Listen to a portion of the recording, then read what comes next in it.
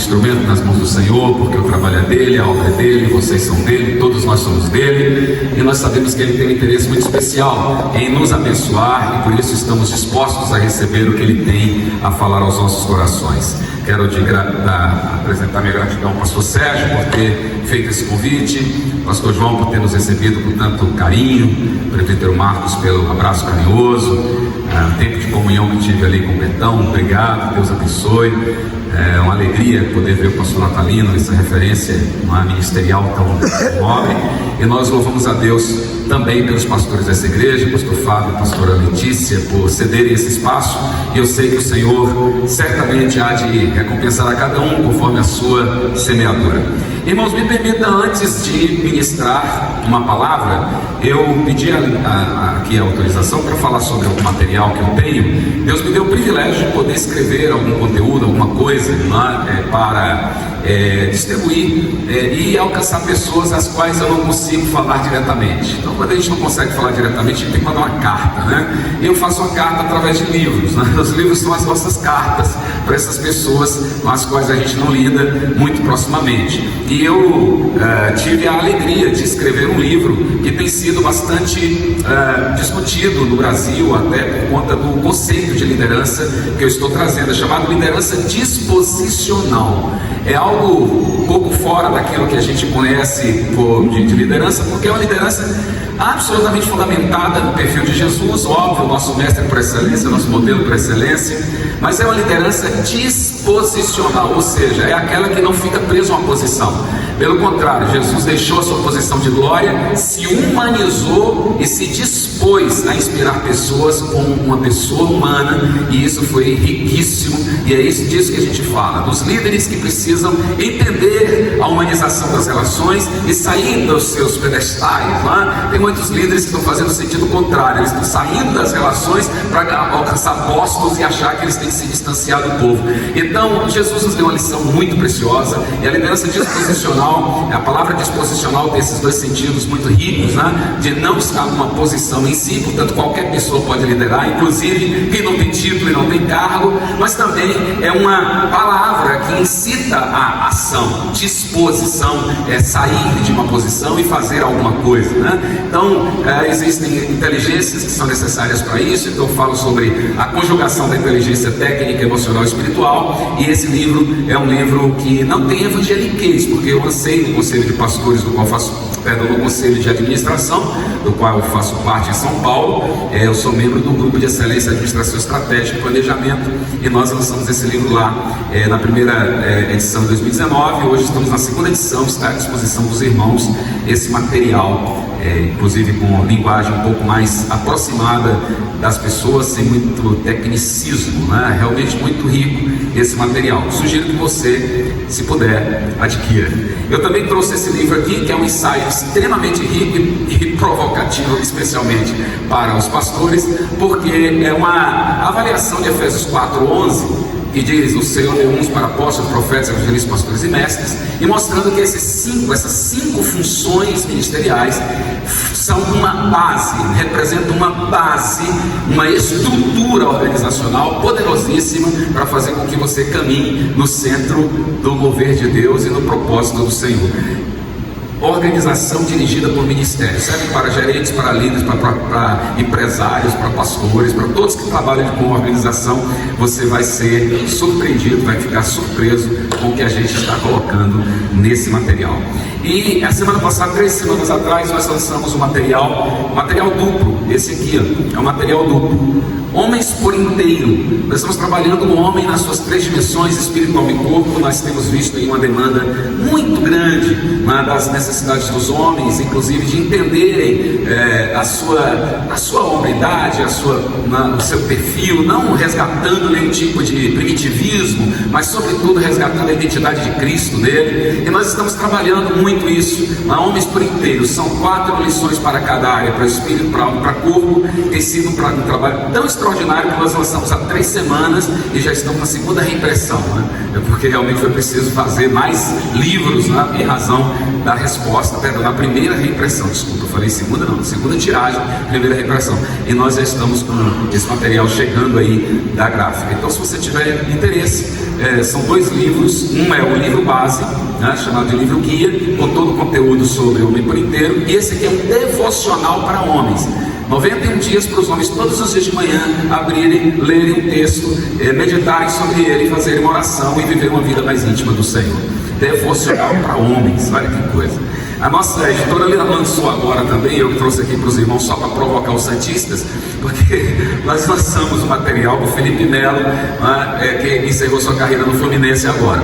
Felipe Melo, para quem não conhece, só conhece o Felipe pelo recorte no campo, não sabe que ele é um servo de Deus e que, aliás, tem uma história extremamente forte fora do campo, e ele conta essas histórias nesses 2 livros. Esse aqui, Quem Me Fez Ter Campeão, foi um livro que nós lançamos no mês passado lá no Rio de Janeiro, foi sensacional, uma presença muito maciça do povo, falando sobre a história de como o Felipe Melo desenvolveu suas relações de fé familiar, e dentro desse contexto que te dá tanta substância de vida, né? Cara que está 20 anos casado com a mesma mulher, que tem 3 filhos, que vive sem escândalos, nem escândalo. Você não conhece escândalo do Felipe Melo fora do campo. Fora do campo, mas dentro do campo você vai entender por que ele é aquele aguerrido. Ele até brinca e disse assim: eu nunca pensei que Davi fosse enfrentar Golias dizendo shake fair play, né? E aí, Golias, tudo bem? Olha, rapaz, vamos lá. Não, aqui é guerra. Então Davi olhou para Golias e falou assim: arrancar tua cabeça, cara. Eu vou pegar a tua cabeça e vou mostrar que ele disse, assim que eu entro em campo. Falei, cuidado, irmão, porque o teu testemunho está sendo bem complicado. Mas é um homem simples. Eu fiquei muito impressionado com isso, toda a sua família. E esse aqui é para os palmeirenses. Sonhar, profetizar e realizar. Quando ele participou das 2 últimas conquistas da Libertadores do Palmeiras, gente, foi sensacional. Sensacional. O Felipe chegou no Palmeiras com 35 anos, já quando todos os jogadores estavam aposentando, e a partir dos 38 Deus começou a honrá-lo como capitão, e ele saía dos campos sempre glorificando o nome do Senhor. Então você vai conhecer um pouco essa história do Felipe Melo, está à disposição de vocês também, e eu fico muito feliz se você puder adquirir esse material. Amém, gente? Assista, tem que falar, esse livrinho aqui é um livro que está muito relacionado com o que o pastor falou aqui sobre finanças. Aliás, eu tenho interesse, viu, pastor, em conhecer o material também de finanças. Esse aqui é o que você tem, não é seu, princípios de mordomia cristã. Eu falo um pouquinho sobre essa responsabilidade que a gente tem que ter com tudo que Deus coloca em nossas mãos. Nós não somos donos de nada, somos apenas aqueles que administram e usufruem. Deus te dá direito de uso, mas uma hora você vai prestar conta, não tem jeito. Vai prestar conta da tua família, da tua vida, do carro que você anda, do dinheiro que você administra, e você vai ter que saber dizer a Deus o que você fez com isso. Então são princípios de mordomia que eu abordo aqui, não apenas a questão financeira, até porque eu não sou especialista nessa área, mas eu trago alguma coisa também sobre a mordomia financeira, mas falo principalmente da mordomia da fidelidade, da mordomia ministerial, da mordomia dos relacionamentos, por aí vai. É um livro pequeno, gostoso de ler, e eu sou suspeito para dizer, mas é uma carta, como eu disse a vocês, sobre aquilo que o Senhor tem nos desafiado a fazer. Amém? Queridos, pega a tua Bíblia, por favor, e vamos ler 2 versículos. Nesses 2 versículos eu pretendo ser conciso e trazer um conteúdo que seja realmente edificante para os irmãos, daquilo que o Espírito Santo nos dirigia a falar. Gênesis capítulo 1, versículo 26, e depois o capítulo 2, versículo 15. Gênesis capítulo 1, versículo 26, e depois o capítulo 2, versículo 15. Posso ler? Pode. E disse Deus: façamos o homem à nossa imagem, na forma da nossa semelhança, e ele tenha domínio sobre o peixe do mar, as aves dos céus, sobre o gado, sobre toda a terra, e sobre toda coisa rastejante que esteja sobre a terra. 2:15 diz assim: e o Senhor Deus tomou o homem e o colocou no jardim do Éden para cultivá-lo e guardá-lo. Então repita comigo: domínio, cultivo e proteção. Senhor, nós te damos graças pelo privilégio que temos de servir a Ti. Te damos graças, Senhor, por saber que a Tua Palavra sempre nos lava, a Tua Palavra nos nutre, a Tua Palavra nos ensina, a Tua Palavra, Senhor, nos encaminha. Sem a Tua Palavra nada somos, nada podemos, nada faremos. Senhor, a tua palavra é que nos revela o teu propósito, e por isso nós queremos mais uma vez nos deleitar com a tua palavra, mas sobretudo nos debruçar diante dela e dizer, Senhor, que queremos aprender um pouco mais contigo, que não seja aqui o fruto de um estudo de um pastor ou de um pesquisador, mas que seja sobretudo, Senhor, o teu Espírito fluindo, falando e trazendo aos corações o entendimento do que é necessário para a edificação, Senhor, e também para a condução, ó meu Deus, daquilo que tu colocaste nas nossas mãos. A ti seja toda honra, toda glória e todo louvor nesta manhã, no nome de Jesus, amém e amém. Irmãos, bendito seja Deus, porque o Senhor nos deu o grande privilégio de poder ser servo dele, acima de tudo, servir ao Senhor fazendo aquilo que Deus espera. Sobre os nossos ombros, de pastores, de líderes, de obreiros, cabe um peso, ou está um peso de responsabilidade que Deus colocou desde quando nós empenhamos o nosso sim. Quando nós dissemos sim, ninguém foi obrigado a dizer sim ao chamado, ninguém. Todos nós podíamos ter dito não ao chamado. Todos nós poderíamos ter dito, Senhor, olha, eu sei que o Senhor está assim me provocando, mas eu não quero ser obrigado a fazer, eu quero fazer por liberdade. A Bíblia conta a história de dois homens que eu gosto muito dessa história. A primeira é de Jonas, que Deus impõe a Jonas e não dá certo. Deus impôs a Jonas, disse, você vai ter que ir, cara. Você vai sair da sua terra, você vai para lá, você vai para Ganim, não tem jeito. Mas não deu certo. Jonas ficou muito mal depois de tudo aquilo. E olha que o resultado foi extraordinário, né? Teve uma grande produtividade, mas uma recompensa muito pequena, porque produtividade não é recompensa. Mas tem um outro que eu acho sensacional, que eu acho que todos nós gostaríamos de ter como modelo, que ele se chama Isaías. Isaías viveu um tempo de profeta extraordinário, e a verdade é que ele anda no meio de grandes, ele profetiza, ele faz um mover extraordinário, mas aí ele chega no fim do seu ministério e diz, quem deu crédito à nossa pregação? Aqui se manifestou o braço do Senhor. Você não conhece pessoas que se converteram pela pregação de Isaías, mas Isaías teve um momento tão ímpar com Deus quando morreu o rei Uzias, que Deus não impôs nada. Deus apenas olhou para ele e disse assim, está aqui a obra, Isaías, aqui enviarei, quem há de ir por nós? E espontaneamente ele empenhou um sim. Quando ele empenha um sim, toda pessoa que empenha um sim tem que desempenhar, porque toda vez que você empenha um sim, você se torna escravo do sim. Até você dizer sim, meu irmão, você está livre, mas na hora que você disse sim, agora você coloca um peso sobre seus ombros. Inclusive quando você disse o sim à sua esposa, ao seu marido, você colocou a responsabilidade de conduzir esse sim até o fim, depois do sim até o fim. Eu gosto muito dessa frase. Então vejam só, quando Deus provoca Isaías naquela visão extraordinária, e Deus faz só uma pergunta, a quem enviarei? Quem há de ir por nós? E aí Isaías prontamente, depois de ter sido tratado ali por aquela tenaz que tocou nos seus lábios, ele só diz, eis-me aqui, Senhor, envia-me a mim. E Deus enviou Isaías, e ele deixou um legado extraordinário. Eu tenho certeza que se você comparar Isaías com Jonas, embora todos estejam na Bíblia, todos sejam lá canonizados, todos estejam lá dentro das referências, mas eu tenho certeza que se eu perguntar a você qual modelo você quer seguir, você vai dizer, eu quero de Isaías. E porque nós somos chamados pela graça para ser também instrumentos de Deus a partir do sim que nós empenhamos. Então você disse sim, glória a Deus porque você disse sim. Você se comprometeu com o ministério, glória a Deus que você se comprometeu. Como Deus ama pessoas que dizem sim e que se comprometem com Ele. Agora, irmãos, na palavra comprometer tem uma palavra, promessa. Comprometer é promessa, e você fez aí uma promessa, e essa promessa é o seu sim que você deu, dizendo, eu vou fazer a tua obra. Então todos aqueles que disseram sim ao Senhor e empenharam esse sim, receberam um encargo tríplice, que eu quero citar aqui a partir dessa leitura que fizemos. O primeiro encargo que a Bíblia aqui nos apresenta é o encargo do governo. Governar, eu quero falar de três coisas: governar, cultivar e guardar. Governar, cultivar e guardar. Diga comigo, por favor, governar, cultivar e guardar.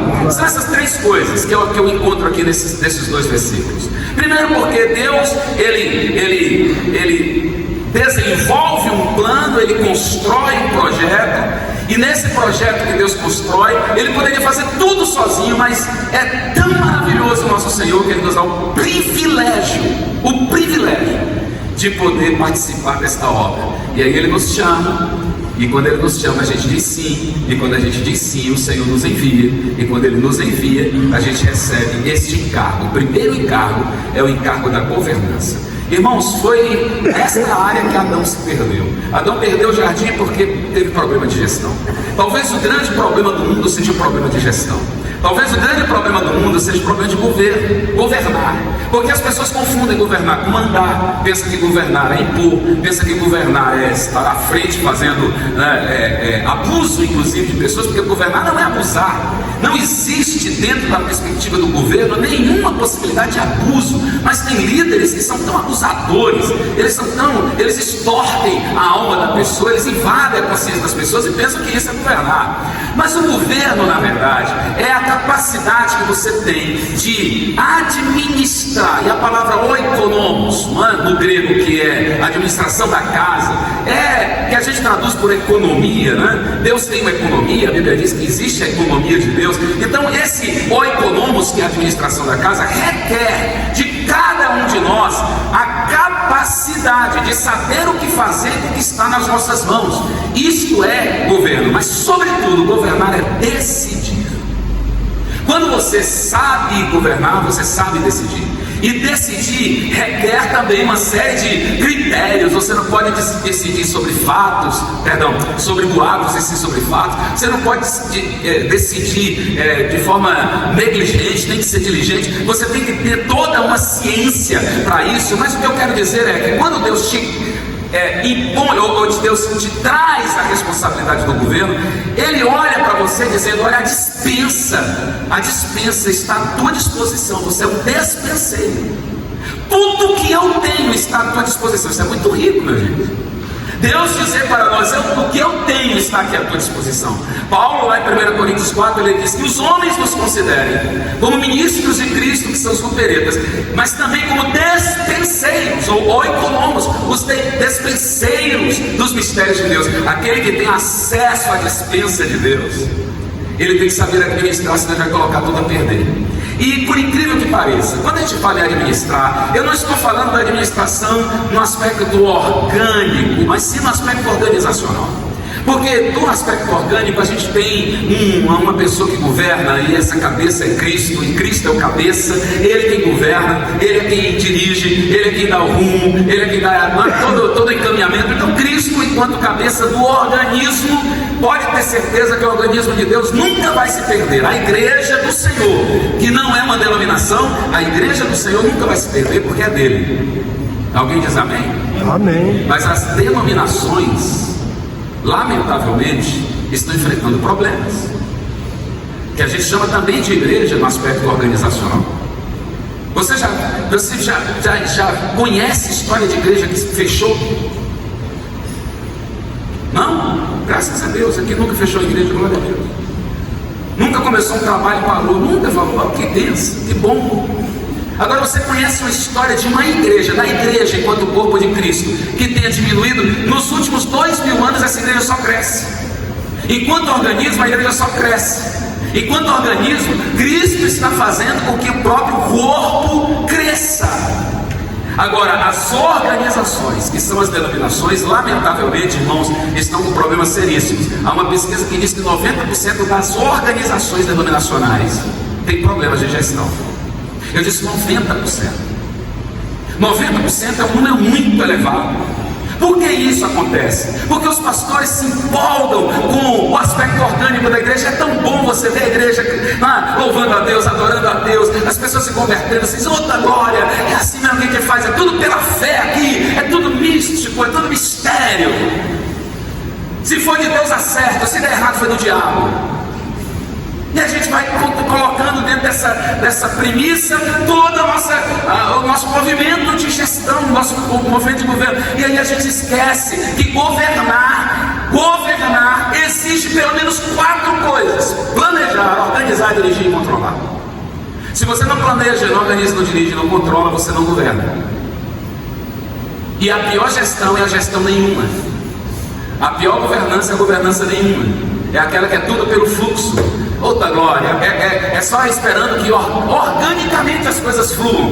Irmão, foi muito bom, a oração foi linda, os irmãos choraram, houve batismo do Espírito Santo para os que creem assim, houve conversão, houve isso e aquilo, e a gente começa a viver esta experiência orgânica, pensando que nós estamos fazendo o que nós nunca fazemos, quem faz é Cristo.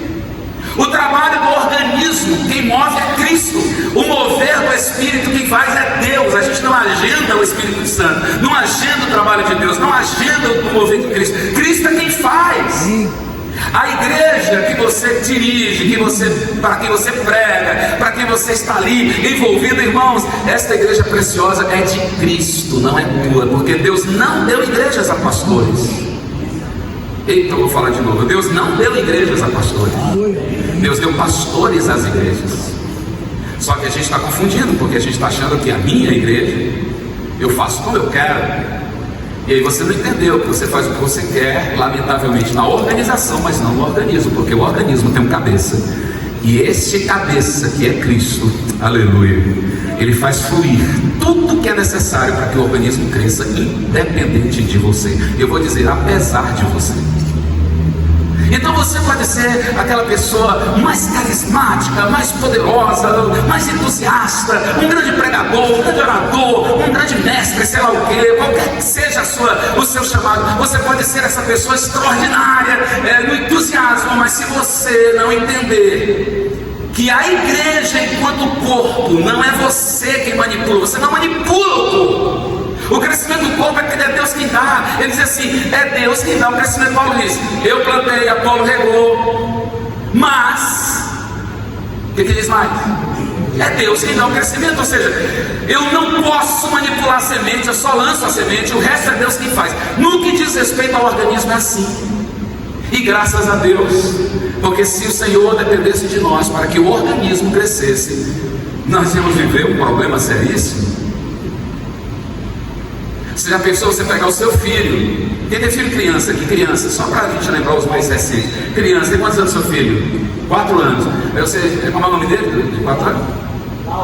Laura. Aí você pega a Laura, né? Leva assim no perto da parede e tal, e marca assim a altura da Laura. A Laura deve estar com 1 metro, quase 1 metro. 1,10. Aí marca assim 1,10. Aí diz assim, Laura, é o seguinte, filha, daqui até o fim do ano eu quero que você esteja com 1,30. Se vira. O que a Laura vai dizer para o papai? Papai, me dá o que é necessário, que o resto é espontâneo. Você só me alimenta, me nutre, cuida de mim. Porque o crescimento nem você domina e nem eu. Você entendeu ou não? É Deus quem dá o crescimento, querido. Não somos nós que manipulamos, não são as nossas estratégias que fazem a coisa crescer. Olha, a igreja está emperrada porque está faltando estratégia A e B e C. Isso aí para a organização, para o organismo, não. O organismo vai continuar crescendo. Em Santos a igreja é uma só, e esta igreja está crescendo, crescendo, crescendo, crescendo, crescendo, e não vai parar de crescer. Eu gosto muito da canção que estamos cantando ultimamente. O inferno não pode prevalecer. Os leões, como é que é? Esqueci como é que é a canção. Não pode prevalecer, porque a igreja do Senhor vai continuar crescendo. A igreja enquanto organismo, diga aí, organismo. Mas enquanto organização, meu irmão, a responsabilidade é toda tua. E aí é onde pesa, porque um organismo também se vale da organização para que ele desenvolva o seu projeto. Existem quatro modelos de igreja no mundo. Se você pensasse numa matriz, assim, num gráfico, em que essa linha aqui do gráfico fosse a linha da organização e essa linha aqui, a linha do organismo, tudo bem? Imaginaram aí? Eu tenho aqui um quadro, né, para fazer. Eu sou professor, desculpem, tá? Porque eu vou falando que ele dá aula. Tem um gráfico, tá bem? Então aqui tem uma linha, a vertical é a linha da organização, diga organização. E essa aqui do organismo. Então você tem 4 quadrantes aqui. Vai imaginando aí. O primeiro quadrante é o menos, diga menos. Não tem nem organização e nem essência, nem aparência nem essência, nem organização e o organismo tá. Não flui. Porque só é um ajuntamento de pessoas, mas não é o corpo. Lamentavelmente, entendeu, gente? Ajuntamento de pessoas não quer dizer que é um pouco. Eu não vou entrar nesse mérito, até porque seria uma discussão aqui para a gente passar mais tempo falando, e não seria o caso agora. Mas tem a menos. Aí você tem uma outra igreja que é menos mais. Ela tem uma organização muito ruim, mas um organismo muito vivo. Um organismo bem vívido, mas ela tem uma organização muito ruim. Tá? Vocês estão entendendo que essa está aqui na frente, né? Ó a linha. Eu não sei como é que vocês estão vendo essa linha. Eu estou imaginando a linha aqui da organização, a linha do organismo. A menos está aqui no cantinho, menos mais está aqui. Tem mais organização, mais organismo e pouca organização. Aí outra que está cá em cima desse cantinho tem muita organização e pouco organismo. Ou seja, tem muita estrutura, mas pouca vida. Tem muita coisa linda, mas tem pouca essência, sabe? Tem muita aparência e pouca essência. Em tese é isso. São as duas palavras lá, né? Esquema e morfo. Aparência e essência. Aí você tem a outra, que é o quarto quadrante, que talvez seja o ideal, que ele é mais. Vocês desenharam aí? Vocês não tem nem caneta, nem papel, nem nada. Não vão nem lembrar disso, depois vão me ligar. Você pode como é que é aquele gráfico mesmo? É o gráfico assim, ó, organização e organismo. Menos, mais, menos e mais. Então, esse mais, nós estamos falando daquelas que conseguiram fundir tanto a essência do organismo como a estrutura da organização. Ele tem aparência e essência, isso é lindo. É bem verdade que são poucas igrejas que figuram no mais, poucas, porque segundo a pesquisa do DNI, que é o Desenvolvimento Natural de Igrejas, em 70 países, 40 mil igrejas foram pesquisadas, e das 40 mil igrejas, poucas tinham o quadro mais. Mas aqui tinha os mais, elas tinham algumas características muito parecidas, muito peculiares uma com a outra, e entre elas tem uma capacidade de gestão, de governo muito especial. Deixa eu dizer uma coisa a vocês, irmãos, fazendo ponte com o texto que eu li. O jardim não acabou porque Adão saiu dele. Não morreu porque Adão saiu dele. Ou vocês têm algum texto que me diz que o jardim morreu, as plantas morreram, tudo acabou? Não, o jardim continuou, a terra teve que sair. Vocês estão entendendo ou não? Porque o que é orgânico vai fluir. O organizacional, às vezes, Deus tem que tirar alguma coisa porque está atrapalhando. E se um homem sem capacidade de gestão ficar cuidando de algo que é tão lindo e tão maravilhoso, ele pode destruir tudo o que foi colocado ali para a produtividade divina. Eu estou provocando vocês, depois vocês preguem sobre isso, tá bom? Façam isso, as mensagens e tal.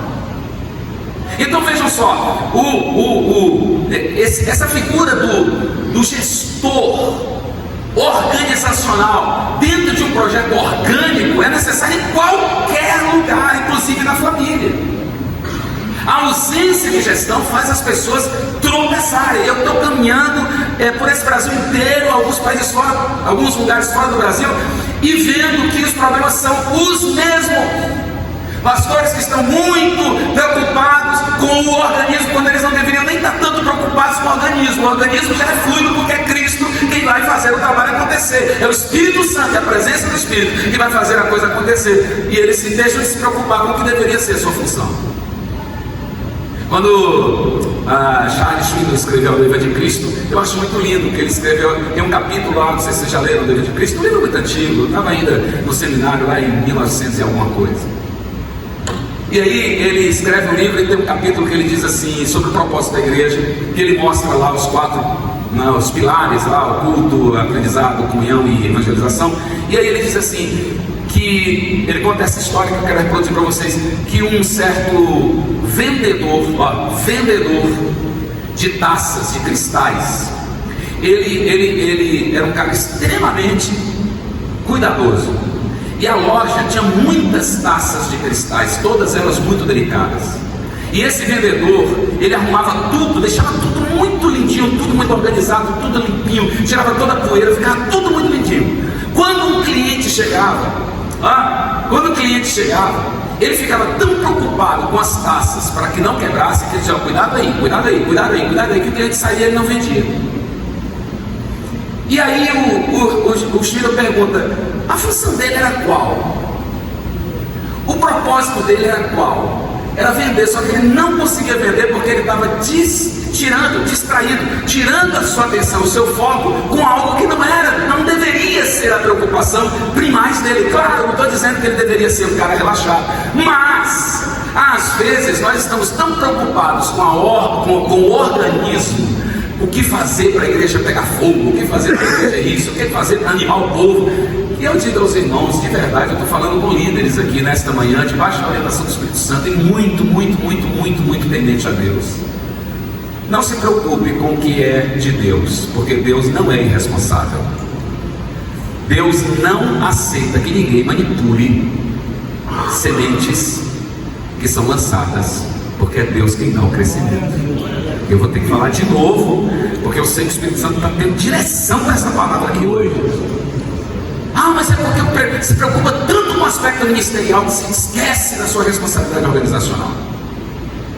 Então a organização cabe a você, o organismo cabe a Cristo. A organização é você saber o que fazer com o recurso que entra, ter planejamento para a estrutura da igreja, saber como controlar toda a demanda eclesiástica, porque o controle é muito mais, volto a dizer, controle não é abuso, controle é saber o que está acontecendo e saber como as coisas estão fluindo.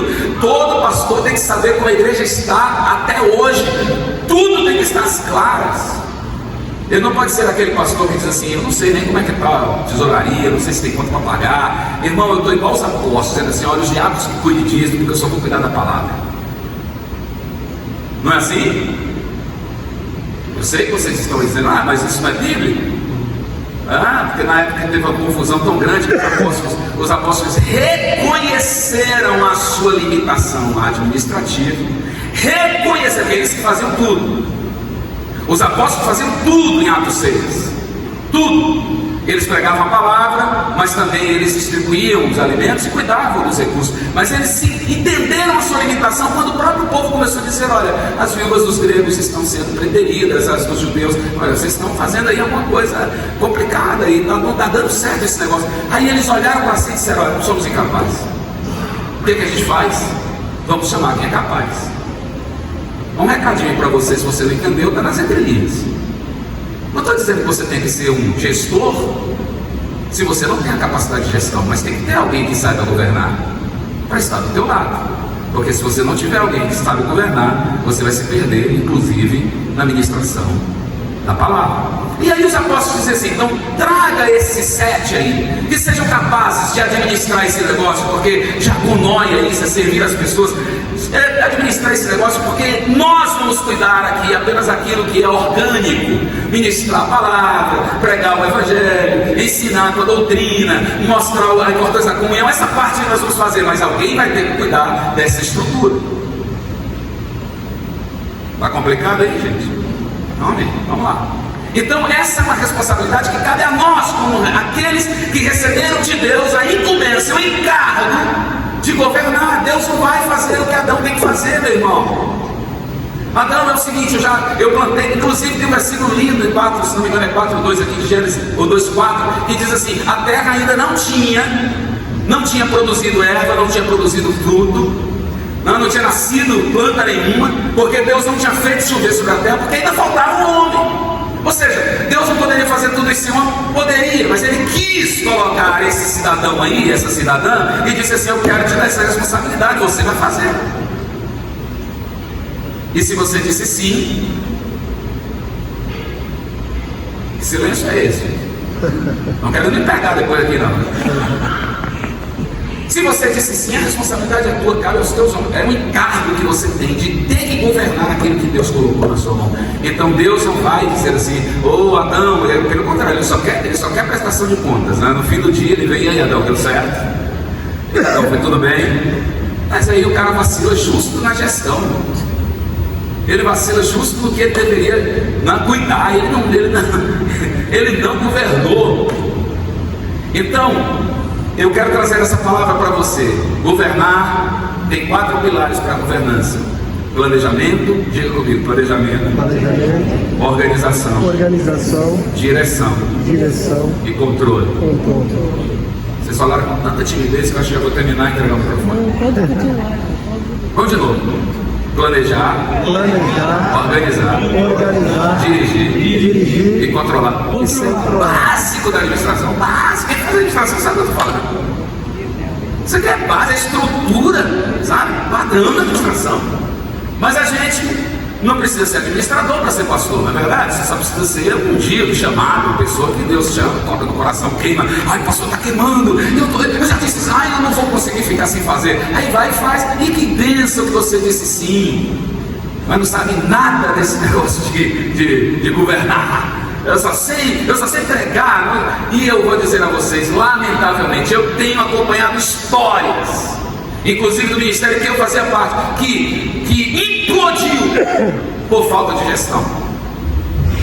Foi problema ABC. Não, por falta de gestão, só isso. Não tem gestão. A pior gestão é gestão nenhuma. E eu repito, a pior gestão é a gestão nenhuma. Não tem planejamento, tem organização, tem direção, tem controle. Aquele pastor que diz assim: e aí, irmão, o que a gente vai fazer amanhã?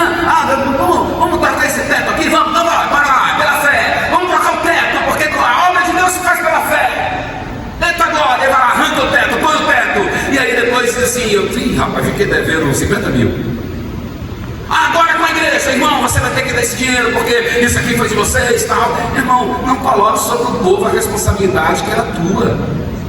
Você assume a bronca, agora quer dizer que o povo não tem fé? Você faz um negócio sem planejamento. Você não senta para calcular. Jesus disse assim: quem vai construir a torre tem que fazer o quê? Hein? Lembra, vocês estão tímidos, gente? Planejar, calcular. Quem vai fazer uma torre? Jesus disse assim: já chega lá e joga material um para cima do outro, porque um amontoado de materiais não é uma construção. Você tem terreno. Não sei você que vai construir uma casa. Você precisa de terreno, você precisa de blocos, você precisa de cimento, você precisa de areia, você precisa de ferro, você precisa de água, e coloca tudo em cima do outro. Você vai ter uma construção. Não, você tem todos os elementos, mas não tem uma construção. Sabe por quê? Porque falta governo, falta quem organize a coisa. Falta quem faça a coisa acontecer. Aí você vai fazendo assim Deus me chamou, irmão. O negócio é com Deus, não é com o homem. Não tem nada a ver com isso. Eu vou e vai fazendo tudo às cegas. Quando você não tem a ciência da gestão, você caminha no escuro. E caminhar no escuro é construir regras a partir da experiência. E construir regras a partir da experiência é um risco enorme. Você pode cair. E eu estou falando para vocês, olhando no espelho e vendo os riscos que eu sofri, que quase cheguei a um fio para colocar todo o ministério estava sob minha responsabilidade no caos. E Deus me reergueu, graças ao Senhor, me reergueu, trazendo ciência e acendendo a luz, para dizer: é a luz da ciência que vai te ajudar a sair desse imbróglio, porque a palavra que bradou no meio do caos, olha que lindo: no princípio criou Deus céus e a terra era como? Sem forma e vazia. Estava assim, sem forma e vazia, sem ver nada, estava tudo, meu Deus, estava tudo bagunçado. Aí o que Deus disse? Primeira coisa, fala, igreja, vem fora. Pastores lindos, desculpa, porque eu não sou pregador, querido, eu nem pregar, eu vou conversar com vocês. O que Deus disse? Haja luz, tem que ter luz. Sem luz você tropeça. Mas tem gente que está amando viver sem luz, porque tem uma coisa que eu acho interessante: é que uma criança ter medo do escuro, tudo bem, mas um adulto ter medo da luz, tem coisa errada. Está com medo de aparecer alguma coisa. Toda vez que eu faço proposta para algum pastor sobre gestão, acendendo a luz, tem muitos que caem fora. Não quero isso não, deixa eu mudar. Quando tem medo da luz é porque tem alguma coisa que a luz vai expor que ele não quer que seja exposto. Me ouviram ou não? Posso encerrar? Não, continua. O problema é que a gente quer andar no escuro. Imagina que acabasse a luz e você não tem celular com lanterna. Como é que você sai? Como é que eu saía daqui? Eu vou andando, o que eu faço? Tropeço. Eu crio uma experiência, e na minha experiência eu digo: opa, não, por aqui. Aí eu venho criando experiências, mais uma experiência. Aí eu vou andando, aí chega aqui, a luz acende. Quando a luz acende, a luz mostra o meu passado, o meu presente e o meu futuro. Mostra onde eu errei, ou o que eu passei. E eu olho e falo, meu Deus, eu poderia ter caído. Meu Deus, olha para isso. Mostra para o presente, olha o risco que eu estou. E mostra, melhor estar por aqui. Então, quando você nega a luz, quando você não quer conhecimento, não quer ciência, o irmão leu aqui, a ausência de ciência faz você andar no escuro. E tem pastor que ama andar no escuro. Ama. Eu não vou nem falar muita coisa para não comprometer, mas ama. Ele gosta de tudo no escuro, porque no escuro nada se vê. Só que Jesus não tem treva. Não, pastor Natalino, quem segue não anda em. O negócio de Jesus não é no escuro, é tudo às claras. Tudo às claras. Tudo às claras. Se tem alguma coisa para ser escondida, porque certamente está errada. Se tem alguma coisa que você não pode dizer, é porque certamente tem algum embrólio que você diz assim, não, isso aqui é estratégico. Será que é?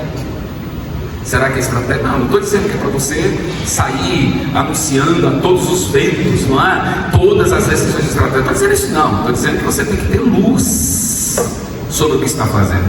É as claras nesse sentido, de ter luz. A luz da ciência. Agora deixa eu correr, porque eu fechei a Bíblia aqui que estava no público, pensei que era minha. É de alguém. Deixa eu correr. Irmãos, a segunda coisa que Deus encarrega Adão, a primeira foi o quê? Governar. Eu poderia falar um pouco mais sobre isso, mas tem material lá, vocês podem depois olhar e ver o que pode aproveitar. A segunda delas é cultivar. E cultivar, olha que a palavra cultivar ela é ampla, né? Como dizem aí na internet, tem muitas camadas. Esse cultivar é amplo, porque o cultivar é construir uma cultura. Diga assim, cultivar é construir uma cultura.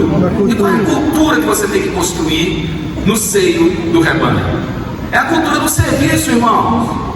A igreja é a comunidade chamada para servir. Falo de novo, a igreja, a comunidade chamada para servir. Servir em três direções: servir a Deus, servir a causa e servir as pessoas.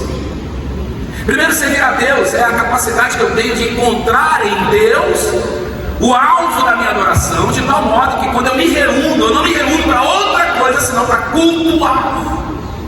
A gente perde esse foco dessa cultura porque nós estamos construindo uma cultura do entretenimento. A cultura do entretenimento não é a cultura do culto. A cultura do entretenimento não é a cultura da adoração. A cultura das pirotecnias gospel que a gente anda fazendo não é a cultura da igreja. Mas nós estamos construindo no paralelo a cultura mundana, trazendo modelos e formas mundanas para tentar atrair as pessoas. E aí a gente constrói uma cultura que não é a cultura de Deus. Então a cultura, o culto, a adoração, servir a Deus é o objetivo da igreja.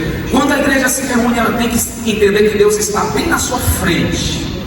Eu tenho falado muito isso com os irmãos. Irmãos, não cante achando assim, eu estou cantando lá, sei lá o que, somos seu povo. Eu achei linda, essa canção é linda, eu gosto demais dela. Não sei quem foi o irmão que cantou aqui, né?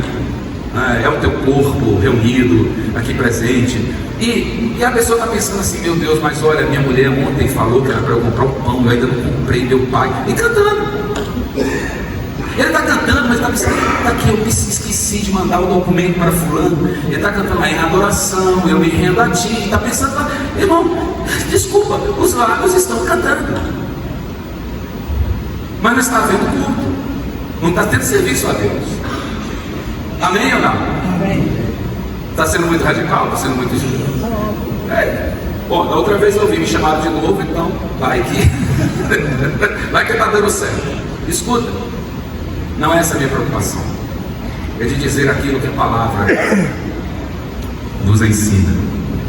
A cultura que você está construindo, na organização que você dirige, é uma cultura que leva o povo a servir a Deus. Servir a Deus em adoração, em temor, reconhecer que Deus é Senhor e que tudo no culto é para Ele. Se você levanta as mãos é para Ele, se você se prostra é para Ele, se você canta é para Ele, se você adora é para Ele. Quando ouve a palavra, é Deus respondendo a você do prazer que Ele tem de ter recebido o teu culto. Então culto, na verdade, é uma atitude de resposta ao que Deus fez por nós. Todos nós fomos alcançados por uma graça extraordinária. E o culto é esse lugar onde eu me coloco diante do Senhor, não para me divertir, embora até possa me divertir, mas o foco não é esse. O culto é o lugar onde eu tenho que servir a Deus, olhando para Ele, reconhecendo a sua grandeza e me prostrando diante dEle. A oração tem que ser focada, o louvor tem que ser focado. A gente tem que saber se aquela canção que está cantando, se a gente está cantando de fato uma canção que adora a Deus, ou se apenas exalta o cantor. Eu não sei. Eu não estou aqui fazendo crítica nem fazendo análise. Eu apenas estou dizendo que um dos riscos que nós corremos na igreja é que a gente se reunir todos os cultos e nunca cultuar. A gente se reunir para adorar e nunca adorar. A gente se reunir para servir a Deus e nunca servir a Deus. Ou então servir a um Deus que não é o nosso Deus, que não é o Deus da Bíblia. E aí a idolatria. Então a gente tem que ter esse cuidado. Que cultura eu estou cultivando? Ou que cultura eu estou plantando? Então, primeiro é servir a Deus, segundo é servir a causa de Deus, que é reconhecer que Deus tem uma causa. Eu estou servindo a Deus, mas também estou entendendo que Deus tem algo a fazer nessa terra, no alcance de pessoas para serem adoradoras dele, porque o foco dele é esse. Deus não quer que ninguém se perca. Deus não quer que ninguém se perca. Deus não quer que ninguém se perca. Deus não quer que ninguém se perca, nem mesmo aquele cara que está lá no semáforo cheio de droga. Deus não quer que ninguém se perca. E essa é a causa. Mas o que eu estou fazendo? Eu também não estou plantando nada nesse sentido. Ou seja, não tem cultura nenhuma. E eu estou falando de uma cultura organizacional. Eu poderia entrar aqui em outras áreas, mas não é o caso agora.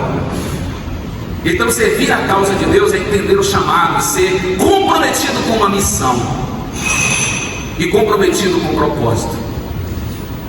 Amém, gente? Amém. O que é ser comprometido com a missão? É quando você abraça uma causa. Eu acho que eu falei isso outra vez aqui, deixa eu repetir, caso você não tenha se lembrado ou não tenha anotado. Há 3 níveis de comprometimento: comprometimento missional, instrumental e normativo. O comprometimento missional é aquele quando você abraça a causa. É a causa. Digamos que você vai numa farmácia e o atendente lá da farmácia, na hora que ele está lá te atendendo, você faz uma pergunta curiosa a ele, assim: por que você trabalha na farmácia? Por que você trabalha aqui? Aí ele diz assim: eu sou apaixonado por fórmulas. Olha, eu fico olhando aqui para essas bulas, para esses remédios, eu sou apaixonado por isso. Eu estou até fazendo já farmácia, estou me formando. Serei farmacêutico. Ele está na farmácia, ele tem um comprometimento missional, a mesma missão da farmácia. Ele tem essa missão também, ele está envolvido, está diluído naquela missão. Aí você sai do balcão e encontra alguém na prateleira arrumando as coisas. Você diz: por que você trabalha na farmácia? Ele diz: olha, eu chego aqui no meu horário, faço tudo muito direitinho, porque esse lugar aqui é ótimo, eu recebo o meu salário e eu consigo manter o meu projeto. Eu estou fazendo curso de direito, estou estudando. Isso aqui, a farmácia é um lugar maravilhoso para isso. Eu consigo pagar a minha faculdade, eu consigo. Aí você olha e diz assim: o que isso tem a ver com a farmácia? Vocês estão entendendo, não?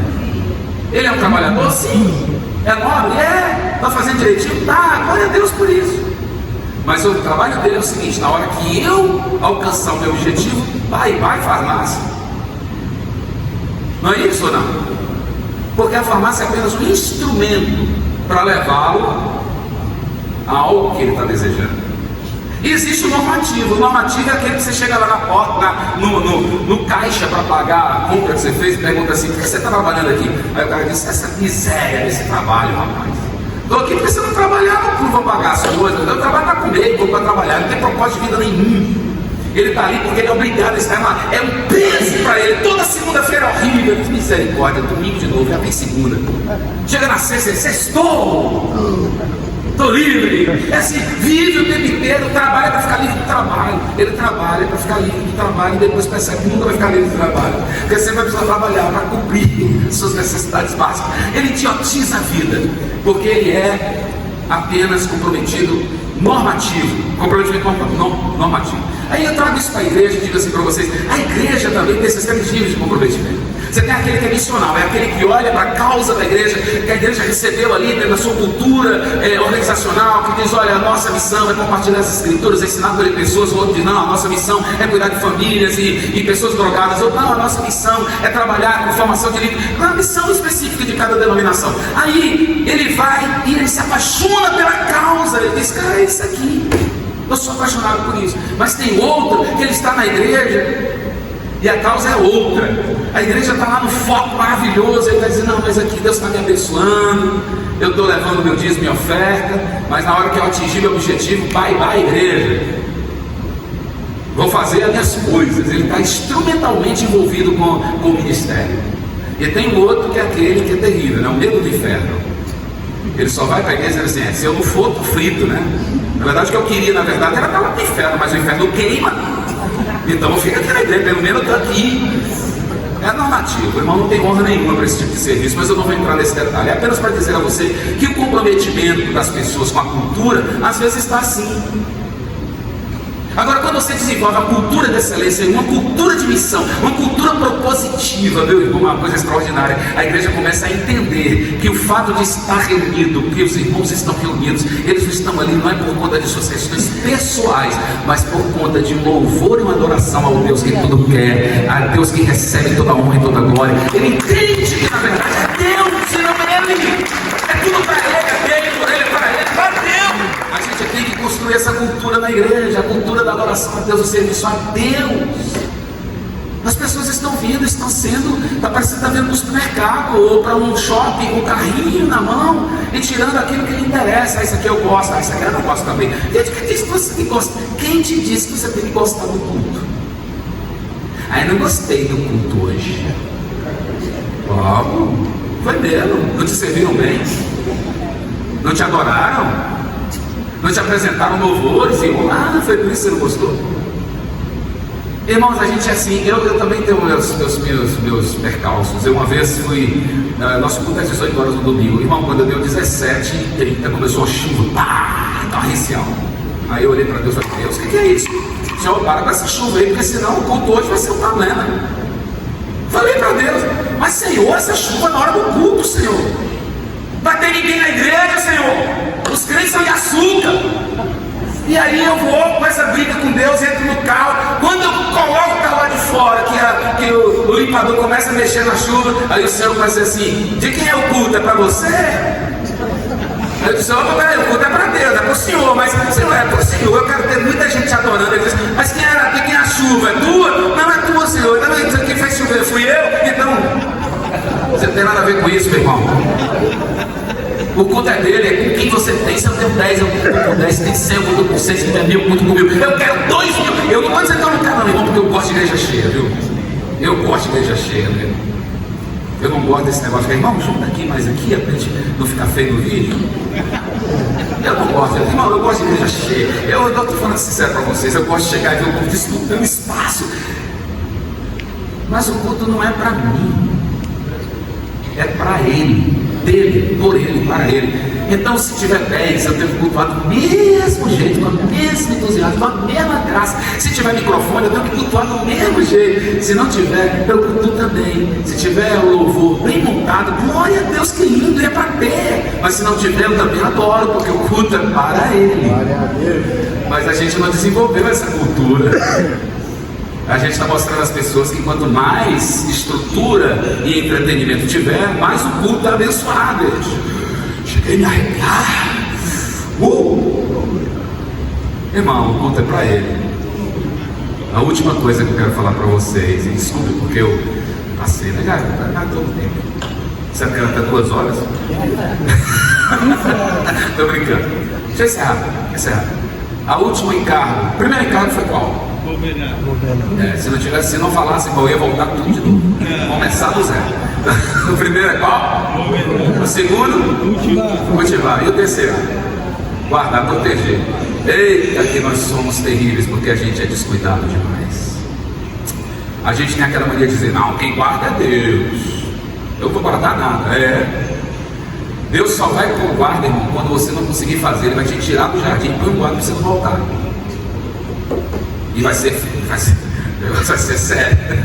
Não vou entrar no mérito aqui não, só estou provocando vocês. Deixa para teologizar depois, tá?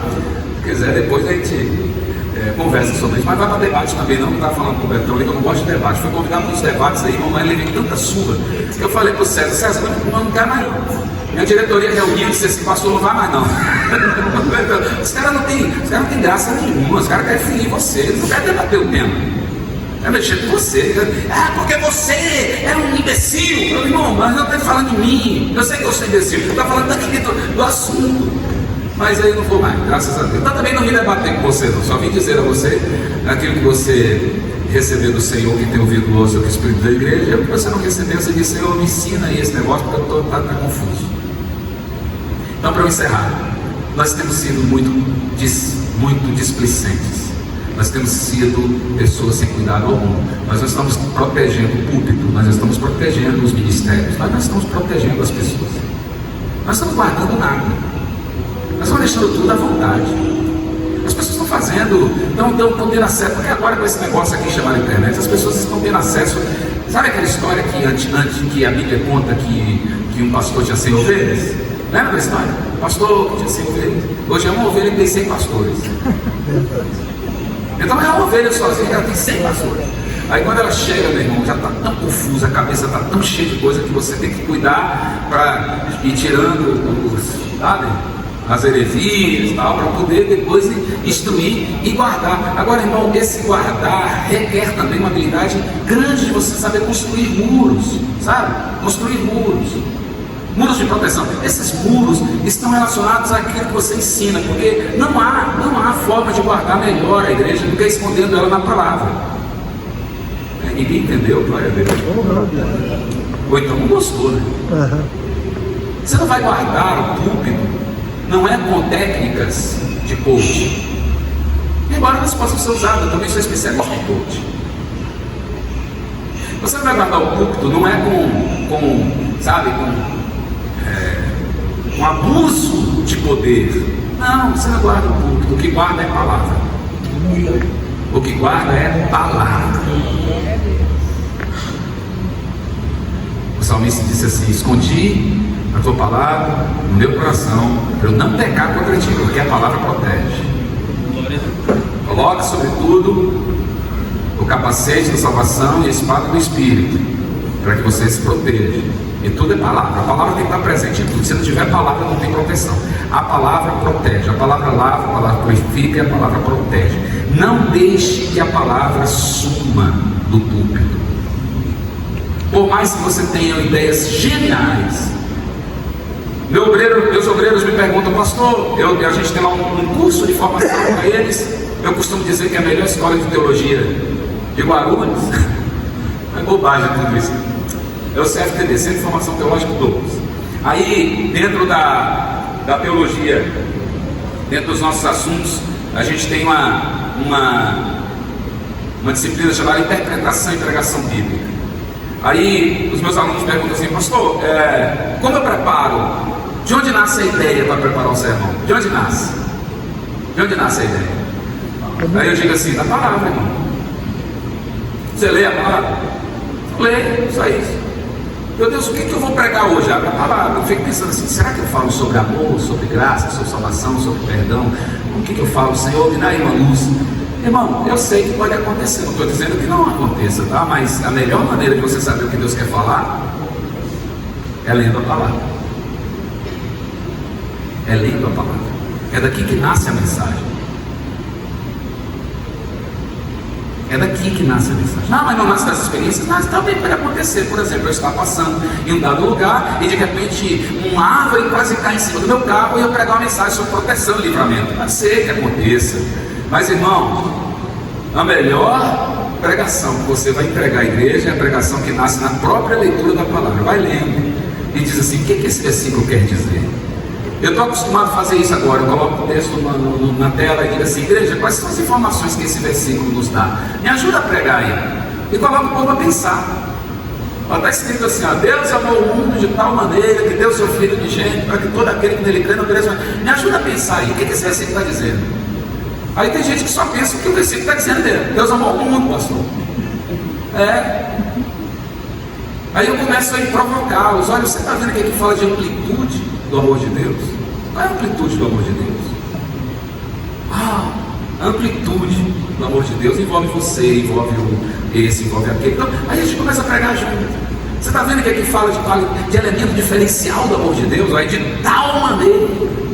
Tem um diferencial, não é um amor qualquer, não é um amor Aí vai falando. Você está vendo aqui que envolve aqui uma entrega de um produto especial, porque Deus entrega porque Ele entende melhor. Você não aprende isso também, a definir sua amplitude, seu diferencial, sua entrega, seu impacto pessoal, as garantias. Tudo isso se aprende num versículo só, meu irmão. Você tem que aprender a ler a palavra e dizer: Senhor, o que é que essa palavra está dizendo? Como esse versículo me provoca? E aí pronto, e você protege a igreja com a palavra. Amém, minha gente? Amém. Amém? Amém. Sem a palavra nada somos. Já dizia o grande cantor: sim, que a palavra ficará.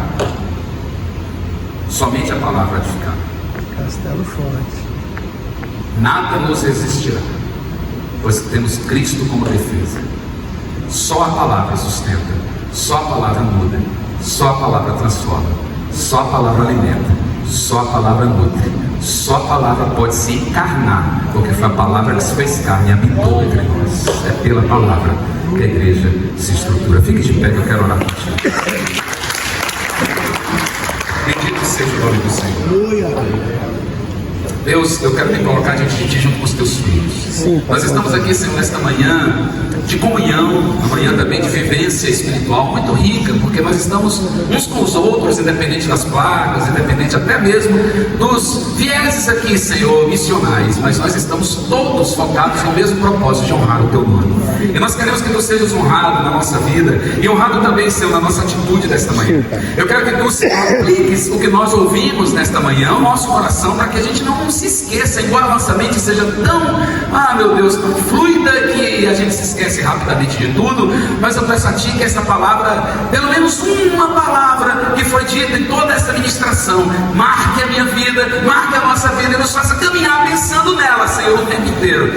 Senhor, nos ajuda, nos provoca e nos ajuda a ser aquilo que Tu espera que sejamos, Senhor, que essa nossa atitude hoje, reconhecendo sim, Senhor, que dissemos a Ti quando nos chamaste, que essa atitude, Senhor, nos leve ao encargo do ministério que Tu nos dás para governar, cultivar e guardar. Tu és o Senhor sobre a nossa vida e nós queremos cumprir o ministério, Senhor, de modo que Tu olhes para nós e nos aproves, para que não chegue no último dia, Senhor, e sejamos reprovados. Tu és o nosso Deus e nós Te amamos e por isso estamos neste lugar para Te servir e Te adorar e também Te agradecemos por tudo que Tens feito, estás fazendo e vais fazer. A Te honra, glória e louvor para sempre. Amém, amém e amém. Deus nos abençoe. Muito obrigado.